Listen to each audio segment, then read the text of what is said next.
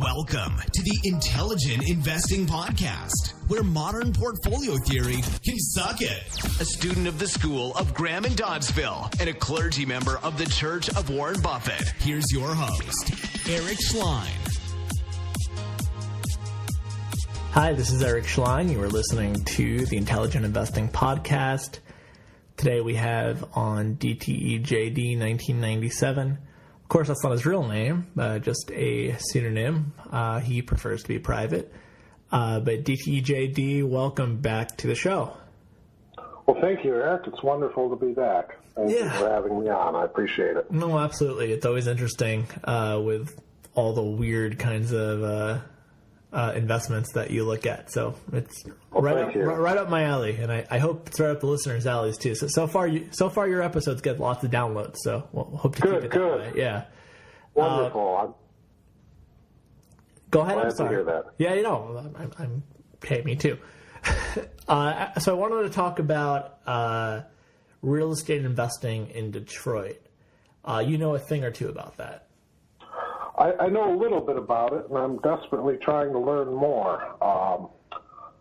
I was born and raised in Detroit up until through high school, and after high school I went out to college, and then I went on to graduate school, and then, I've lived in Ohio and Texas and all sorts of different places, and it's quite a long and complicated story, but I'll skip almost all of that. But I came back to Detroit it was about 4 years ago, because obviously I have a lot of family here, and I have some friends here, and I still have some contacts. So I came back to Detroit, approximately 4 years ago. And at the time, I was working as an attorney, and that's a whole other story there, but I've always had a business streak in me, and I've always, been an investor and liked to do different things. And throughout my life, I'm in my 40s, but I started buying commercial real estate back in my 20s. And to be perfectly frank, real estate is at least for me, has been a difficult thing. But every time I do it, hopefully, I think I get a little bit better. I've learned a lot of hard lessons. But I've come back to Detroit, and Detroit is very interesting, a very interesting place to be, I think, for a lot of different reasons. But one of those reasons is that it's such an unusual, maybe even crazy business and real estate environment. I'm sure, most of your listeners have heard, everybody's heard the crazy stories of Detroit. Unfortunately, a lot of those are true or are close to being true. You can buy houses here. In certain areas of the city, you can buy a house for a nominal amount of money, $1,000, $5,000, $10,000. And up until recently, you even had chunks of the city, where real estate values have been, zero or close to zero. But anyway, to get on with the story, at night I would go walking, because I had a desk job during the day, and I was looking to lease some office space, and I saw a building maybe a half mile from where I lived that was for sale by owner. I thought, oh, this might be nice. This would be a good place, for me to kind of set up my business operation. Maybe they'd rent it to me. So I called them up and talked with them, and they were not at all interested in renting, not at all. They wanted to sell it, and said, oh, well, I'm not really that interested in buying. And they said, well, it's only $40,000 and you get both buildings. I'm like, wait a minute, I thought it's only one building. They're like, no, you get the building next door. So anyway, to make a very long story short, I bought two commercial office buildings, and they're small buildings. They're about 1,200 and 1,400 square feet for just over $26,000. Which comes out to about $11 to $12 per square foot.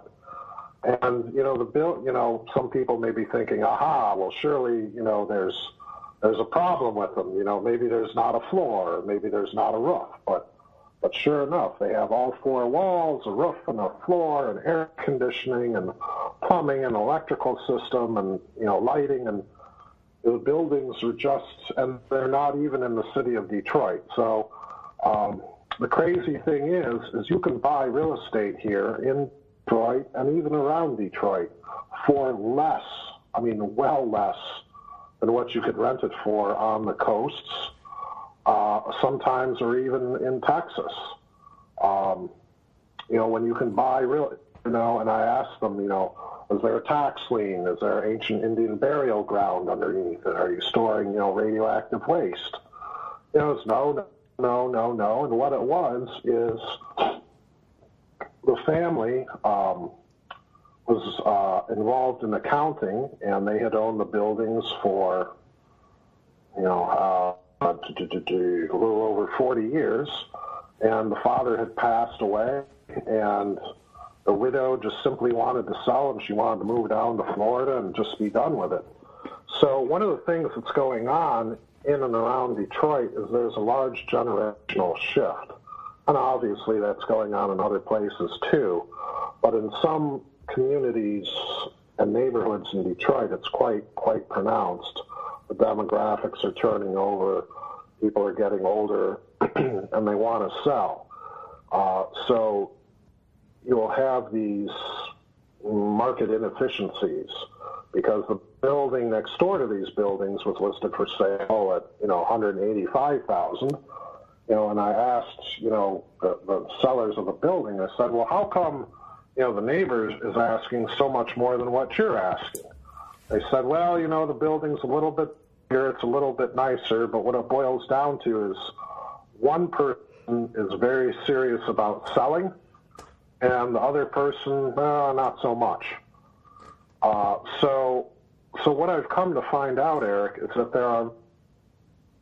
there's a tremendous amount of inefficiency if you know where to look, if you're patient, and you're willing to go into, not prime areas, but certainly not, the area I live in is not a prime area or where I work in. Right. But it's also not a war zone. It's just a solid middle class working community. And that, for what I'm doing, that's just fine. Where else in the country can you buy real estate so cheaply? And you're saying that these opportunities still exist in Detroit? They exist in Detroit, in and around the greater Detroit area, yes. Because Go ahead. Yeah, one of the problems that was there with the buildings was the tax assessment, and that's actually a very, very serious problem here in the Detroit area. When I bought the buildings, the yearly taxes were close to $7,000 a year. So the buildings were not properly assessed, and I fought for a couple of years, and I think the buildings are still taxed more than what they should be. But I did manage finally to get the tax bill reduced by about 60%. So one of the problems you will have, and I found this out, is that even if you do get a tremendous bargain on a property, you're going to have to deal with the taxes. And that should be a relatively simple thing, but unfortunately, it's not always as simple as what it should be. But it can be worked with, and it can be overcome to some degree. But what's it like in the economic? What do they call them? Like economic development zones or something like that they have in Detroit? Yes, I've been looking into it. So how does that work with the taxes? Well, the economic development zones are designated, I think by the state governor. And here in the Detroit area, it's kind of crazy because it's a crazy patchwork or quilt. One area that you would think for sure should be an economic development zone is not. And then some areas that are relatively prosperous are. And I don't think all the final regulations are set, but what it boils down to is that if you have a large capital gain, let's say an Apple stock that you bought back in 1997, you can sell that Apple stock, take the proceeds, and buy a property or a business in one of these certified economic development zones. And then your capital gain will be deferred. Now, you've been able to do this with what are called 1031 exchanges, but that had to be investment property for investment property. One of the big things with these economic development zones is that you can take capital gains from other asset classes, such as, stocks and bonds, or businesses, or gold bullion, or whatever you have a large capital gain in, you can take that money and then invest it in these zones tax-free, or tax-deferred, excuse me. Now, also, I'm not 100% sure on this, but I've heard that if you have an operating business, like let's say you're building carburetors or steering mechanisms for cars or whatever it is that you're doing, you will have very favored tax status on that. So you could get a double whammy if you bought the property and had an operating business. And there's certain stipulations, like liquor stores are not eligible, tanning salons are not eligible. It has to be certain things, and I don't fully know that. And I am not in an economic opportunity zone, but there are some that are a mile or two away from me. And like I said, the interesting thing is certain neighborhoods some of the neighborhoods that really need it are not designated zones, and other ones are, which makes me think that perhaps maybe they're developers or large owners in those areas that know people to know, and they got certain favorable designation for the areas. So, but there are a lot of these economic development zones in and around Detroit, and Detroit has had a very difficult time of things, well, probably almost as long as I've been alive. And in the last few years, the auto industry has done, relatively well. And believe it or not, there's tremendous development going on in the downtown area and also in the new center area and where Wayne State is, which is a large local school. And you have some of these areas that were just, I didn't think would ever come back to life. And sure enough, people have started moving in, they're gentrifying. You have lots of bars and restaurants and specialty stores coming in. And then also you're starting to have larger businesses. For example, Ford Motor Company is spending, I think it's either 700 or 900 million on the old train station that's been abandoned for 40 years. And that is going to act as a catalyst for development in that little area. So you're starting to have, you've got the government is more, or the city government, excuse me, is more amenable to having businesses and investment come in. For a long period of time, Detroit was notorious for being difficult to work with, difficult to deal with, difficult to operate a business in. And that has it's not changed 100%, but it's certainly going in the right direction. So, you finally have a business-friendly government, and you're starting to have development, from little people like me, from medium-sized companies, and even large companies like Ford are coming back into the city. Now, I don't think Detroit will ever be as great as what it was in its heyday, but it's certainly better than what it was. And you've got all these opportunities, if you know where to look, where stuff is still just silly cheap, like what I bought. And one of the very interesting things that I learned, and kind of, the light went off in my head, is that when I was preparing to contest my taxes, what I did was file a Freedom of Information request to get all the commercial property transactions for the past 2 years in my little city. And I went through line by line by line every single commercial property transaction. And most of them were, kind of sort of about what you would expect, but not all of them. I think I got a really, really good deal, but guess what? There are a whole bunch of other people that got deals just as good as I did, or even better yet. And there's some people here, so, if they've got the capital, if they've got the patience, if they know where to look, boy, there's some people that are really, really, really making some good money and really doing well, because they get these properties just so incredibly cheap. How do you do this if you don't live in Detroit? You mean if you're out of state? Right, because most of our listeners are not going to be living in the state. Right. Well, that's a good question. Can you? You can. I've heard of people buy, from Israel and Japan and, just all over. Right, so what are those guys doing, right? If you're living in Japan and you're investing in Detroit, how are you managing these properties? How are you looking after them? How do you know who to talk to for certain tax benefits? Like, what would be the process for all that?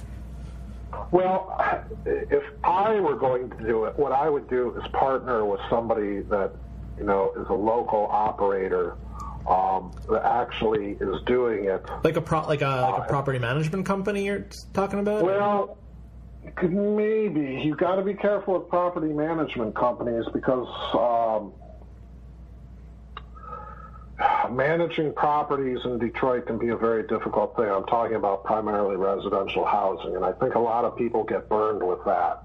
People will hear stories of, you can get a $10,000 or $20,000 or $30,000 house, and you rent it for $600, $700, $800 a month, which absolutely certainly can be done, and people are doing it. But I really, really, really would be skeptical that somebody could own it from a distance and simply have a property management company. No, I'm sorry. I didn't mean residential. I meant if you're owning like an office property. Okay. Yes, for commercial property, yes. I think that would be, yes, that would be. We know the cops are back in business in Detroit.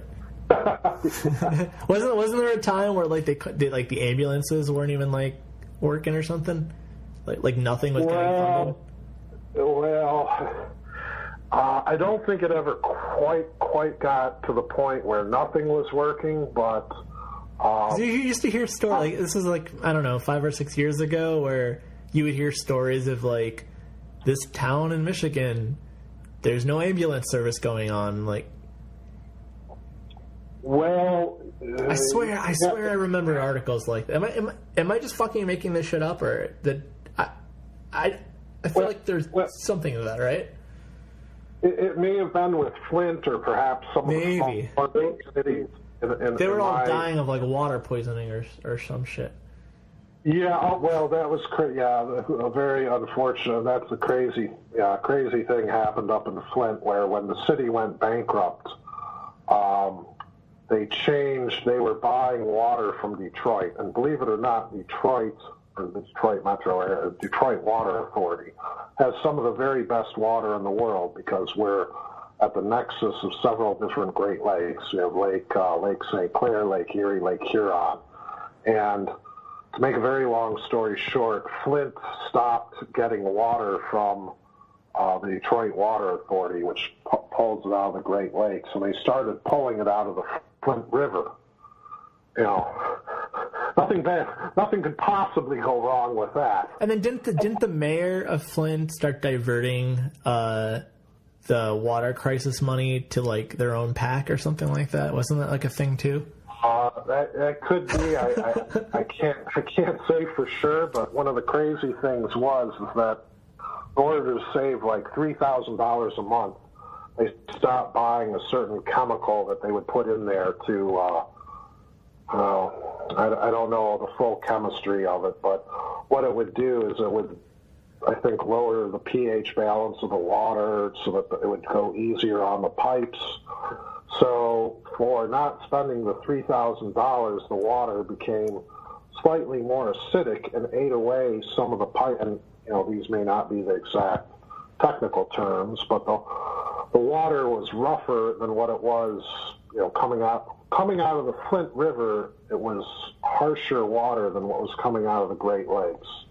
So to save a few $1,000s a month, they start pumping through different water, and it ate through some of the linings of the pipes that were laid down in the 19-teens, 1920s, and now the lead starts leaching out of the pipes and into the water supply.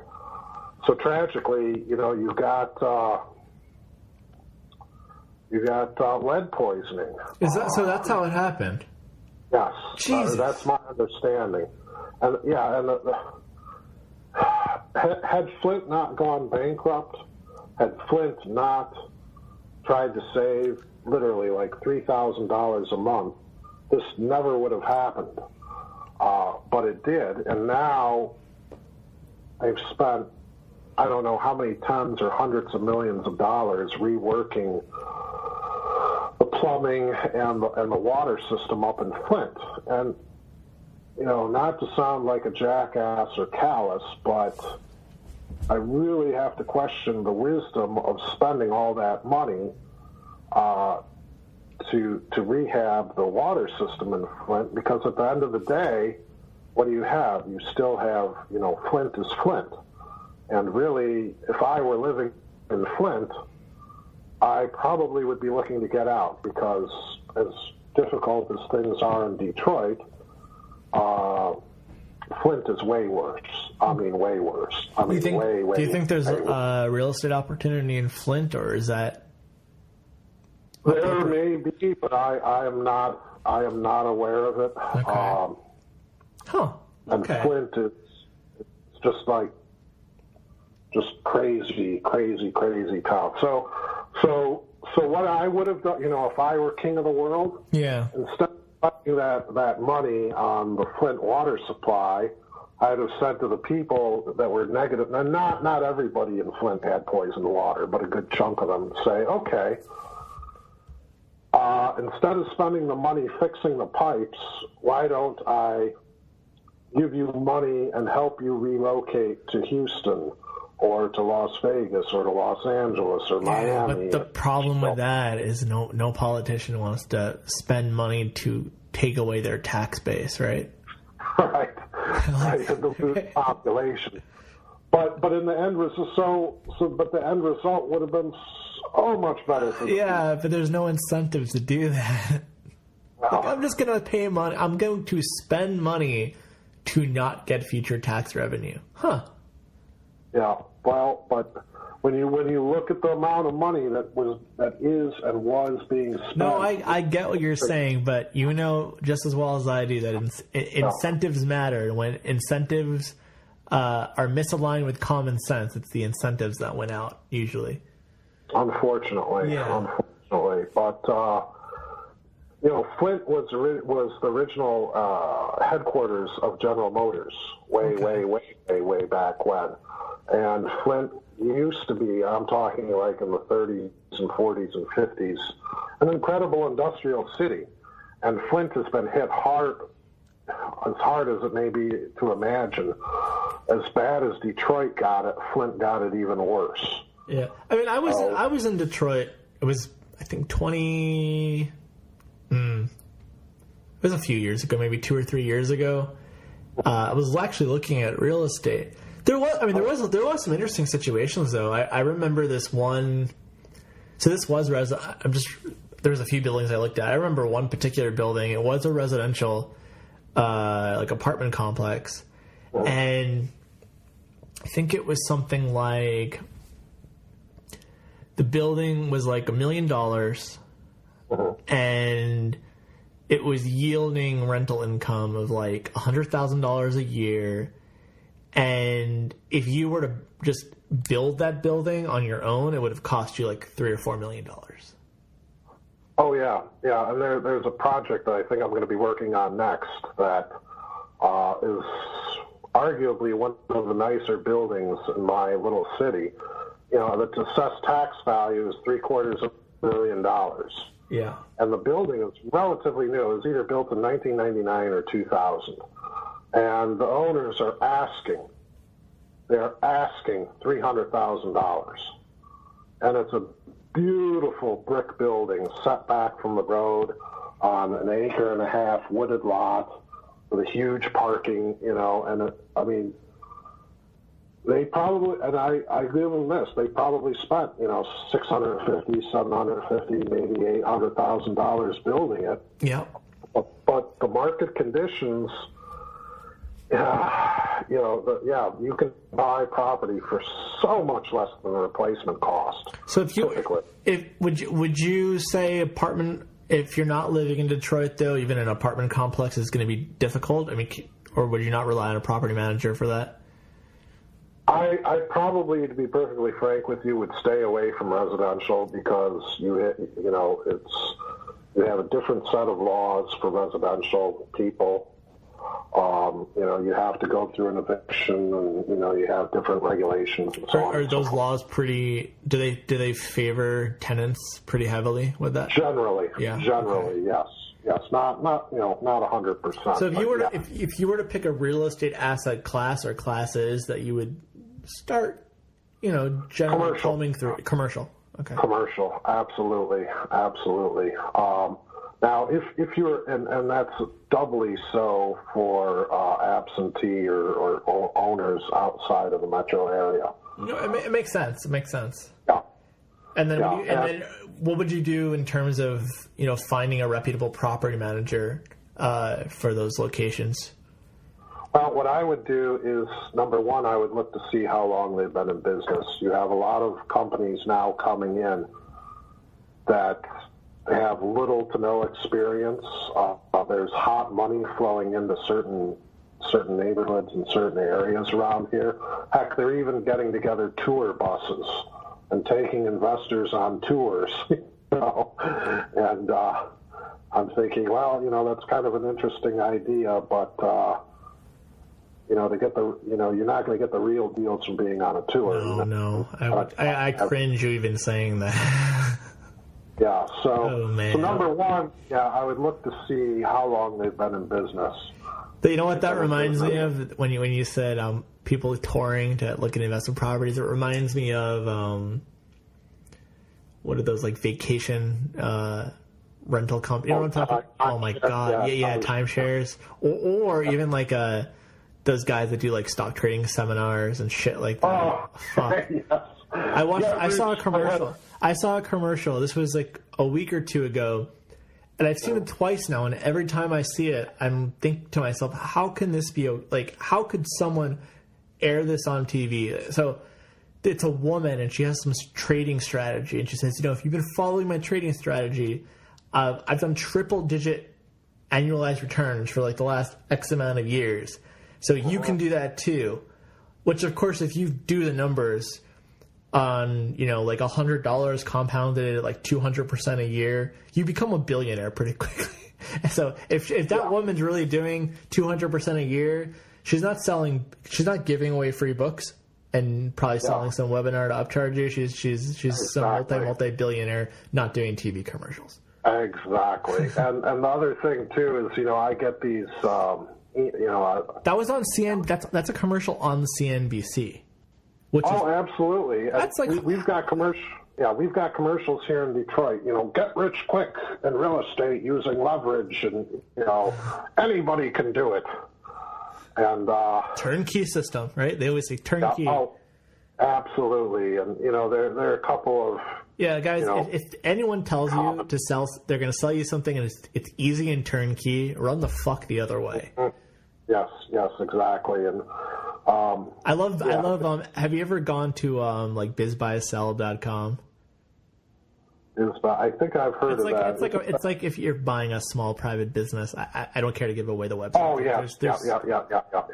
I'm not going to buy a local business in Alabama, so I don't really care about the competition. But sometimes you see like a restaurant on there, and it's like turnkey restaurant, turnkey bar. Like, what the fuck kind of restaurant is turnkey? Like.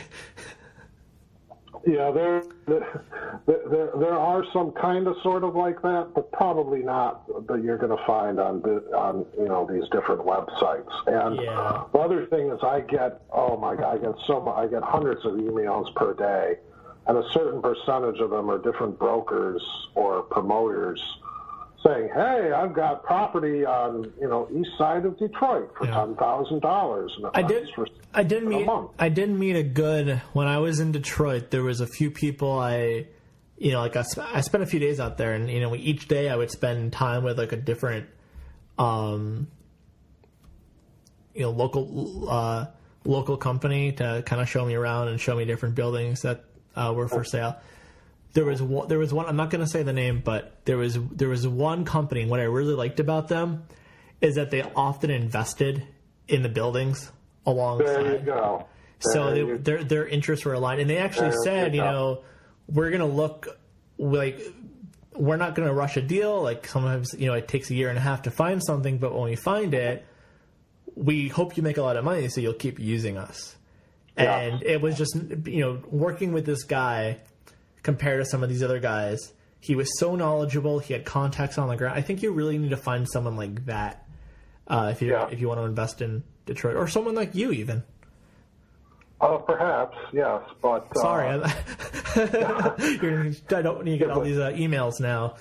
One of the crazy things. There's a reason he keeps his personal information private on here. See, I'm on to you now. Yeah. No, I get a lot of emails. You're on to me, but if somebody is sending you an email saying, "Hey, I've got a house or a property or whatever," and you're going to make 30% on it. But wait a minute. Spam. Why are you telling me? Selling? Why aren't you investing in that yourself? Yeah, exactly. If I have something making 30%, it's not going to be up for sale. I found this amazing thinly traded company, and if I buy some shares, it might move the stock price. I don't own any of it. I'm going to tell you what it is. That's pretty much what it is like. Yeah. Like who the fuck would do that? Yeah. Yeah, and when you look at the numbers, kind of sort of they work, but I'm going to suggest that, on these crazy, 20, 30%, 18% houses or buildings or whatever that, okay, maybe those numbers are going to work for 3 months or 6 months or maybe even a year. In all seriousness, go ahead. I just want to ask you, though, what's like a minimum cap rate you would look for in Detroit? In Detroit, or Detroit area. Well, if you come out of Detroit proper, say into like St. Clair Shores or East Point, or Warren or something, one of the nearby cities, I would be looking for about 15%. Okay. Yeah, and that's a cap rate. You're talking like unlevered 15%. Approximately. Okay. Yeah.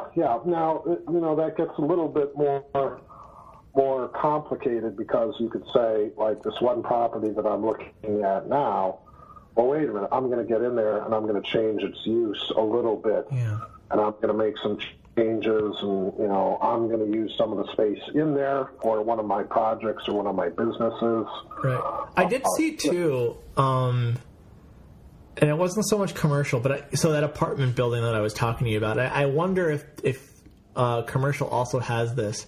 One of the things the guy who was showing us the building was saying was one of the reasons he thought it was a good investment was that the rent was significantly below the market price.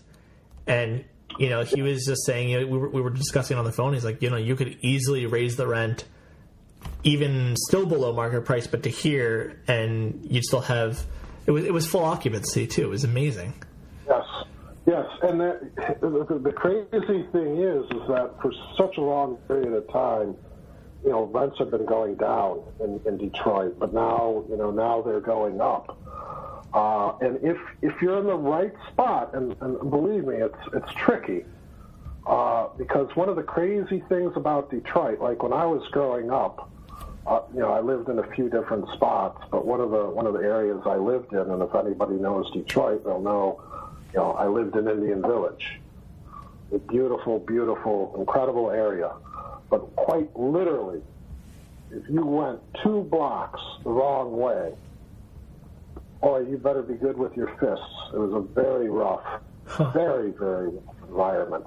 And that's one of the unusual things about Detroit, is that you can have a relatively well-to-do, relatively nice area, and literally go 2, or sometimes not even 2 blocks. Sometimes you literally cross the street. Yeah. And the neighborhood changes. Oh, it was weird. So much. Yeah, you know, it was weird. The other place where I've seen that was in Cleveland, Ohio, where I remember, as I drive through Cleveland a lot, and there'd be 1 block and there'd be mansions. 2 blocks down, it's like terrifying to even want to get out of your car. Yeah. Like 2 blocks away. Yeah, yeah, and I've started doing a little bit of business in Cleveland, and I don't get it. You know, all the jokes about Cleveland. Cleveland appears, or at least the areas I've been going to, as a relatively prosperous, you know, pretty decent city. Well, the downtown's pretty nice. Like the nice little business district, and yeah. Compared to, you know, there's some. But hey, even in Detroit, I was actually pretty impressed. The the food scene's pretty damn good. Yeah, there was almost. You know what it reminded me of a little bit was. Have you been in New York City much? Not lately, but I have been to New York City. It almost reminded me of like some kind of like a West Village-y kind of vibe to it, like a little crunchy, little hipster. Yeah. You go. Yeah. You know what? Actually, you know what? More like I would say even more like Williamsburg, Brooklyn. Because you get those like those like warehouse, like there's like old warehouses that get converted into a restaurant.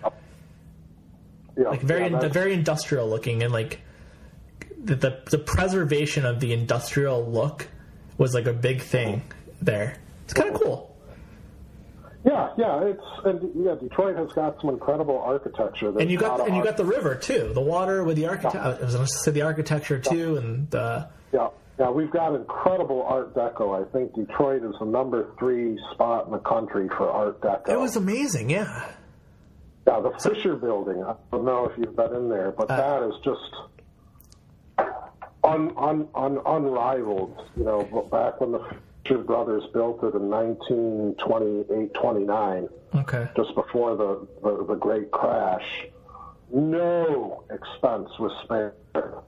And I mean, no expense. They've got marble from every continent on Earth. They had, you know, just incredible architects. It's incredible. Well, even the hotel that I stayed in, I don't remember the name of it, but the thing was weird about it. It was right on the water, right?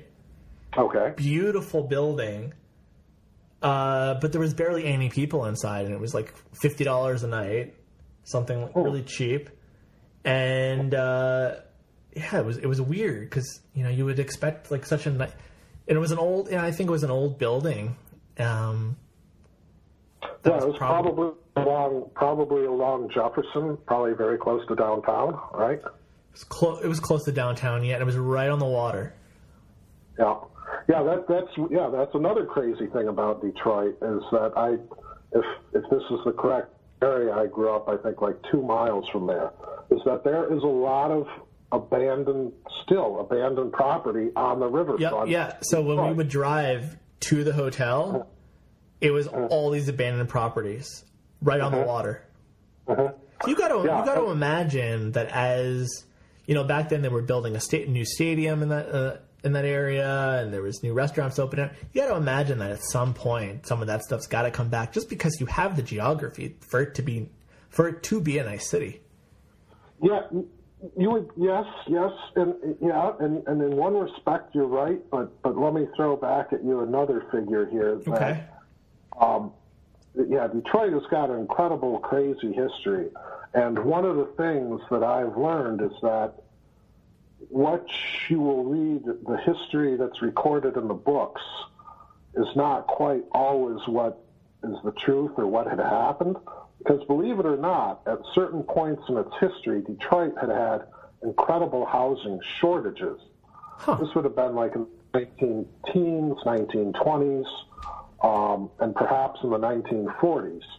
So at its peak, Detroit had a population of, say, 2.1, 2.3 million on the books, which was true, absolutely. But in reality, the population was even higher than that, because there are a lot of itinerant workers, people that would stay in boarding houses, rooming houses. You know, we're talking, of course, 70, 80 years ago. So even though the population on the books may have been 2.1, 2.3 million, in reality, it may have been 2.8 or maybe even 3 million. That's interesting. Yeah.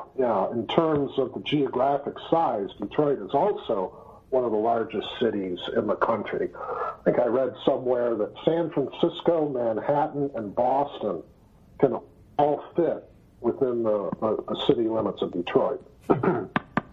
So yes, you're right, but you would think that along the river that would be prime A++ development. That's what I was getting at, yeah. Yeah, and certain parts are, and you would think that, but you've got the problem now that, let's say, maybe I'm right about Detroit. Well, I'm pretty sure that I am, that the actual population was even higher than is recorded. Now, in the year 2019, the population of Detroit is 700,000, or 680, from, so quite literally 1.5 million to 2 million people have left the city. So you've got, in some areas, huge areas that are fallow and are going back to nature. This is especially the case on the Lower East Side. Don't you think, though, the fact that the city went bankrupt, wouldn't you say that was a good thing? I mean, it's made the city more fiscally responsible and more. There's more economic incentives now to develop out there.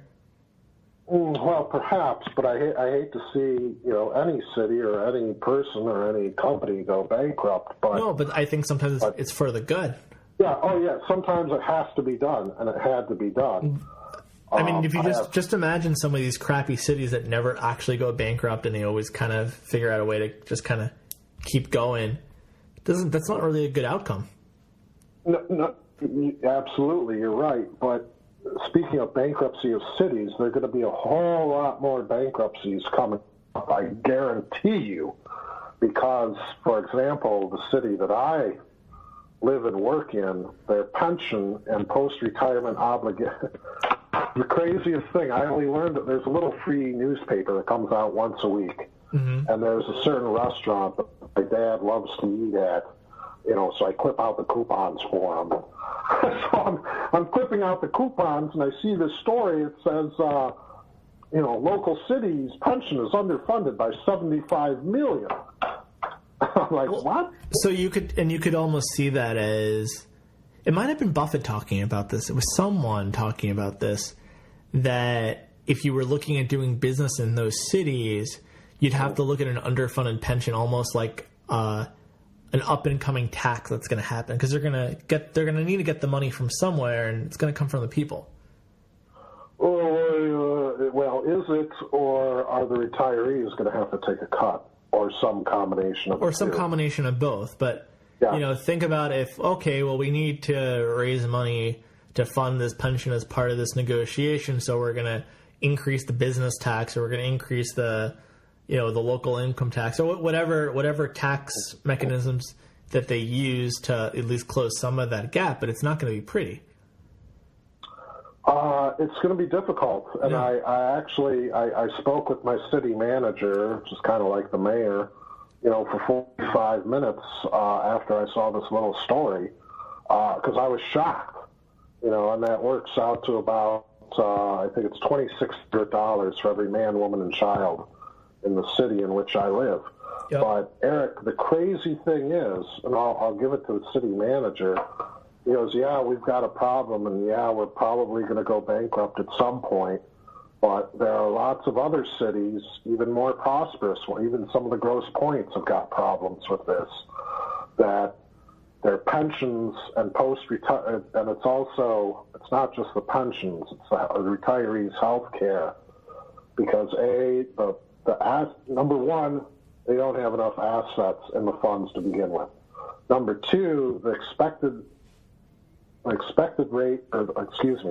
actual rate of returns have differed materially from the projected rates of returns, not for a year or two, but for a decade or more.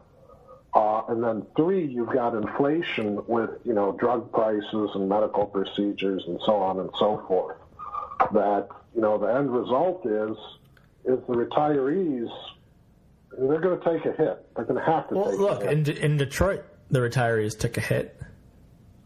And I have family members that are retirees from the city of Detroit, and yes, they did take a hit, but they lost.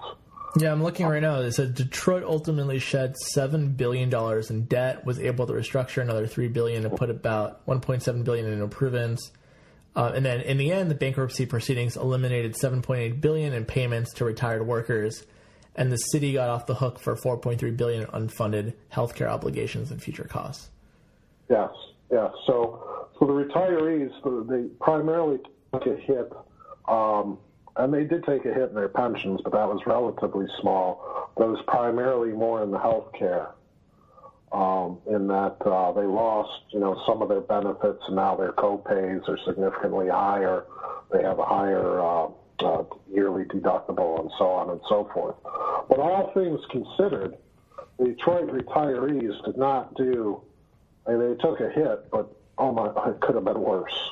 Right. I've read stories of. That's funny. That article I was reading, it said it could have been worse. Word for word. Yeah. Now, here's who really got shafted was, let's say you're a little computer vendor selling, adding machines or computers or whatever to City Hall, on just a general line of credit. Some of those guys lost 90 cents on the dollar in the bankruptcy. Huh. Yeah, and I think, obviously they should have lost something, but, do the retirees take a 10% hit and the small business owner takes a 90% hit? Yeah. I just want to circle back to the theme of the show for a sec. So, talking about pensions in today, in 2019, would you say that the pension risk post-bankruptcy is now low? I mean, are those issues out of the way now for Detroit? Well, for the city of Detroit, yeah.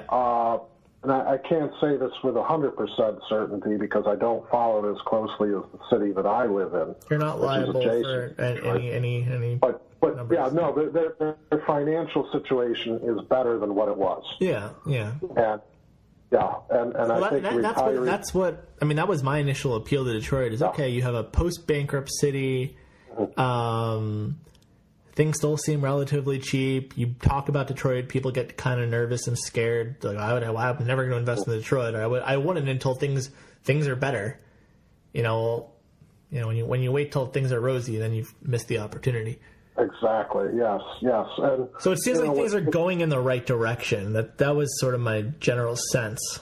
Yes, and I think, yeah, you're right. I'm not saying it's perfect. It's not going to be New York City, but right, and it never will be. Yeah. But guess what? It doesn't have to be. That's the point. Yeah. And one of the huge opportunities, I think, and if I were on the coast, I'd be very nervous about this. All right. I just want to wrap it up in a few minutes too. Okay. Yeah, but there's going to be a huge, tremendous opportunity for inshoring. For what? What's called inshoring. Yeah, what is that? I don't know what that means. Well, what that is that's shifting of work from high cost areas, New York City, Washington D.C., and moving to Detroit. Yeah, when I was working as an attorney, that's actually where I got the idea from. They are inshoring, so they're taking, with these huge lawsuits, they have a small presence in New York City to meet with the clients, and all the back office and grunt work is moved to Detroit because you have tons and tons and tons and tons of attorneys that are willing to work for $20, $25 an hour, and you can buy a building, for $20 a square foot, or rent it, for 1/10 of the cost in New York City. Now, if you can do this with attorneys, you can do this with, maybe accountants and maybe architects and maybe, IT and, so on and so forth. And it's obviously not just Detroit, maybe Cleveland or Columbus or Chattanooga or, these other cities in the heartland. New York City is a great place, and obviously it's probably always going to be the capital. For banking and business and such, but why would you pay the high salaries in New York and the high rents when you can get a lot of that work done here in Detroit or Cleveland or others? I have a new motto for Detroit. Detroit, America's China. Oh, yeah, no, we have schools here. We have the interweb. We have mail. We have freeways. We have electricity. We've got it all. And, we've got factories, and we've got a good strategic location. One of the world's most valuable border crossings is here in Detroit, going between Detroit and Canada. To Windsor, right? Yeah. Yeah, the Ambassador Bridge and the Detroit Tunnel and the train tunnel that goes under the river. The amount of finished goods and the value of product traveling through the Detroit border is it's incredible. It's just incredible. I want to ask you one last question before we wrap this up. Okay. What are your thoughts on Detroit pizza? Oh, Detroit pizza? Yeah. Oh, well, I hate to say it, but I'm personally a fan of Chicago deep dish. Good man. That's a good. That was the right answer. Yeah, the Detroit square pizza, it was okay. Tasty, but you've got a problem that a lot of these places put too much dough, not enough cheese, not enough meat, at least in my opinion. Well, that's the thing, right? It's supposed to be kind of like airy and doughy, and it was okay. I didn't dislike it. And I just didn't get it. I was just like, because people who are from Detroit, and you got to try the Detroit pizza. That was another thing though. Is for as shitty as some of that parts of the city were, the pride of the locals was actually kind of. Was probably I'll be honest, I'm not a big bar hopper, so I'm not the expert on this. That probably other podcasters who do shows on whiskey could do a better analysis on this. But when I went to a few different bars, it was like you were family. They were like, "Oh, you're not from Detroit? Welcome to Detroit," and it's kind of awesome actually how friendly people were at the bars. Oh, absolutely. If you make a friend in Detroit, you can make a friend for life. And, a lot of Detroiters, we've been through so much they're proud to have made it as far as they have. So, and I think, Detroit faces a lot of challenges, and, it's going to have to work on a lot of things, but I absolutely think the future can be better than the past, and it can indeed, once again, be a good example to the rest of the country. And, we'll be doing better here. Yeah, well, I wish the city well. I wish you well on your real estate endeavors. And, of course, for the listeners, do your own due diligence. And it's not something you there's no stock screen for real estate, Detroit real estate. So. Oh, very true. Yes, and it's not, contrary to what's said on TV, it's not everybody gets rich. Also, and also, if you see a 15% cap rate, just don't go start buying stuff at 15% cap rate, because that's what we said on the show. Don't come back to me when your tenants left and there's rats in the the place is on fire. I'm not liable for any decisions that you make in Detroit. Don't blame her. Don't blame DTEJD 1997. Exactly.